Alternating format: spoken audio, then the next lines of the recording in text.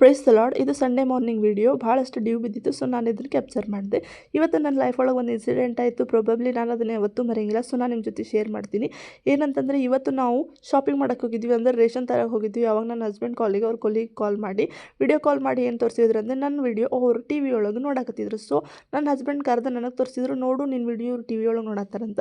Shocking ಏನೈತಪ್ಪ ಅಂತಂದರೆ, ಅವ್ರಿಗೆ ನಾವು ನಮ್ಮ ಚಾನಲ್ ಬಗ್ಗೆ ಹೇಳಿದ್ದಿಲ್ಲ. ಯಾಕಂದರೆ ಅವರು ತೆಲಂಗಾಣದವರು, ಅವ್ರಿಗೆ ಕನ್ನಡ ಬರೋಂಗಿಲ್ಲ, ಮತ್ತು ಅವ್ರು ಹಿಂದೂ ಅದಾರಲ್ಲ. ಸೊ ಕ್ರಿಶ್ಚಿಯಾನಿಟಿ ಕಂಟೆಂಟ್ ನಂದಿರೋದ್ರಿಂದ ನಾವು ಅವರಿಗೇನು ಹೇಳಿದ್ದಿಲ್ಲ. ಸೊ ಅವ್ರಿಗೆ ಹೆಂಗೆ ಗೊತ್ತಾಯ್ತು ಚಾನಲ್ ಅಂತ ಗೊತ್ತಾಗತ್ತಿದ್ದಿಲ್ಲ. ನಮ್ಮ ಹಸ್ಬೆಂಡೇ ಹೇಳಿದ್ದಿಲ್ಲ.